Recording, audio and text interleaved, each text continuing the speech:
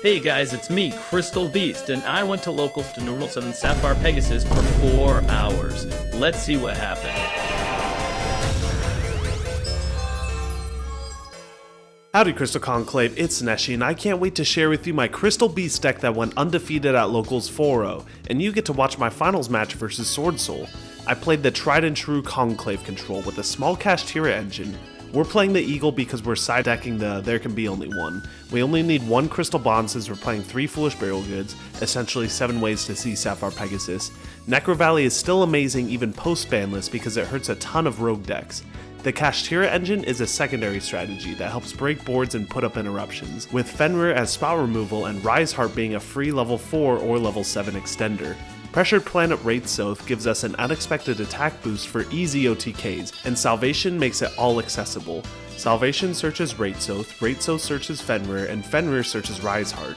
Budget options for this include Pot of Extravagance since your extra deck isn't completely necessary, and you can replace the Kashtira engine with There Can Be Only One, a Cold Day Zone, and a wild card. Could be Book of Moon, could be Imperm, could be Feather Duster. Here's the extra inside deck. Light Dragon Adagnister is the going second card to make with Kashtira Riseheart since Lightning Chidori requires wins. Double Zeus because it's an extra deck rip format unfortunately.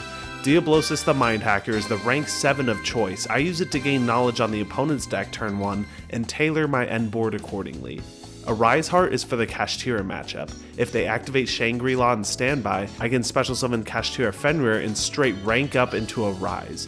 Lingaribo is your out to the Ibli lock. If you're not on the Kashtira engine, you can play Underworld Goddess and the second Lingaribo instead, in case they rip the first one. Lancia should honestly be Sphere Mode, I just don't have them. A Cold Day Zone is for the Kashtira matchup. It summons a token to their field to stop them from summoning Kashtiras. Runic is back in the meta, so Secret Village of the Spellcasters along with Win the Wind Charmer is our answer to that. Book of Lunar Eclipse is also for Cash. The discard effect can be costly, but I'd rather not get ashed on regular Eclipse. Finally, There Can Be Only One is legitimately one of the most impactful cards of the format, so we're definitely playing that going first. Now, on to the match. So, after a long day of summoning Sapphire Pegasus and activating Bridge of the Heart and Conclave, we're going first against Swordsoul. We won the die roll for the first time of the night, actually. We're Wraitsoth, search Fenrir, Fenrir search Riseheart. That's the full combo for Kashtira for this deck. We're going to think a bit before activating Right using our extra normal Pegasus. Crystallize Zenith. Zenith effect, it gets Ash. So our opponent was really good. They know about how Crystal Beasts do it, and so he's played against me a bunch of times, and so he knows to Ash the Zenith. We're going to pros for a Foolish Goods. We're going to take that gladly because we might as well get that extra Necro Valley. We already have Pegasus, we already have Heart, we already have Fenrir. Might as well just grab that Necro Valley and just sit on another Floodgate because I want a Baguska and Necro Valley pass because there aren't really any decks in the format that could play through that in the meta. And so Riseheart actually makes it so that it's less expensive to use the Baguska and Necro Valley. I usually don't like using Baguska and Necro Valley together because that's really expensive. Letting 2 Pegasus go to the graveyard really hurts your grind game, but the Riseheart and the special summon Pegasus off Zenith really makes it, viable. And so it's really easy to Baguska Necro Valley in this deck and really play into a grind game. But our opponent's we're going to bounce the Monk because we don't want to Vish Shuda in hand. Our Fenrir's turned off so we can't banish the Ashina. Our opponent's going to look at their extra deck, look at their hand, and then look at their graveyard, look at their hand again, they're going to scoop it up again. So that's what's crazy about this deck. I actually sat out Ashes and put an evenly match going second against Swordsoul. Ashes pretty hit or miss against Swordsoul. But yeah, the Kashtira engine really helps out for making rank 4s and just putting more pressure on the board in general. Our opponent's going to go full Swordsoul combo. He doesn't respect Nibiru and makes the evil Wangwan as well. So yeah, we didn't open Nibiru and we're just kind of going to lose to this. Let's hope we top deck an evenly match. But that's what's, yeah, I just can't harp on enough how good the Riseheart is with the free monster that you special summon off Zenith, because that one's effects are negated anyway. So that one's the one you miracle and it goes to grave. We're going to draw phase, activate Awakening because we have the Rainbow Dragon. We're going to avoid Droll and then still draw phase, activate Salvation. He Ashes Salvation. Man, this guy knows how to play against Crystal Beasts. That's annoying. We're going to special the Fenrir and we're going to attack, or we're going to use its effect, add another Fenrir to hand because he could just banish it. We're going to activate the bridge for a bond, search Pegasus, crystallize Zenith, and then try and normal summon Pegasus, use its effect, that's fine. And then he's going to black out here, and that's going to destroy our Zenith in the back row before he can resolve, and our Fenrir. So we have a monster on board. We can't summon the other Fenrir from our hand. So those are going to go to grave. We're losing a lot of pressure here. We're going to go ahead and swing in. He's like, it doesn't gain attack or anything, but I honestly, this was a misplay. We're going to summon Zenith from the hand. It gets banished off of the Evil Long One. But yeah, that was honestly a misplay. I should not have done that. I should have just saved my life points. I'm really low on life points now. And just see if he had game.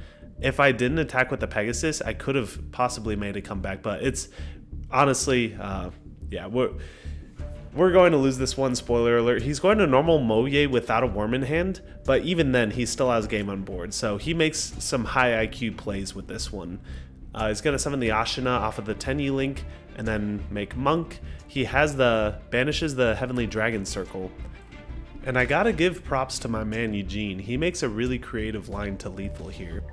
And double Monk with only using the effects from the extra deck from Tenyi's for the rest of the turn, locked into Tenyi effects the rest of the turn, shuffled back the Pegasus, and then yeah, that's game on the board.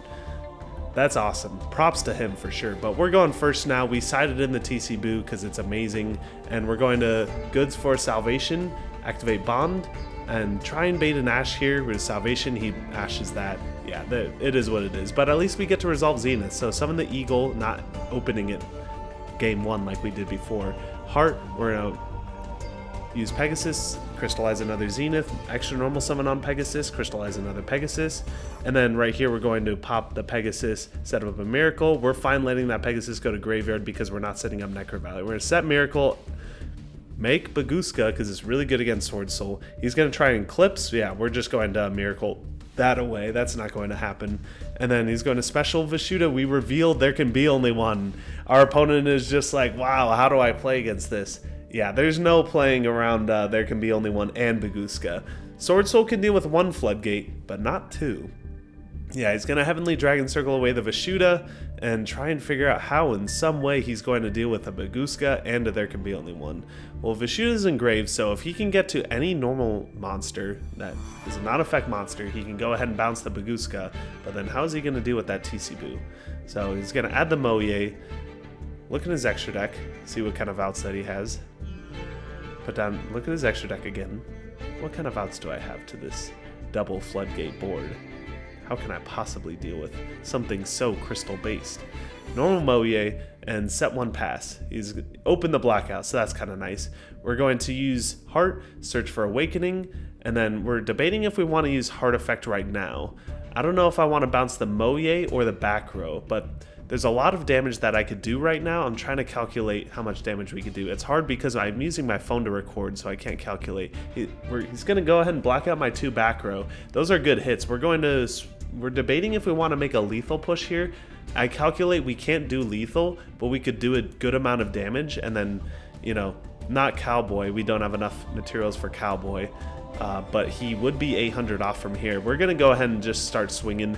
Baguska, we use the Miracle in the graveyard to crystallize a Zenith from the graveyard, so we can use another one for go ahead and push for lethal. We're going to slap out a Zeus because we top decked, you wouldn't believe it, we top decked a there can be only one. So that's why I ended up making that lethal push, because we have another defensive option there. He's going to give me the Nux, and that's going to be game. Thank you guys for watching this video. I hope you enjoyed, and I hope to catch you guys in the next one. Peace.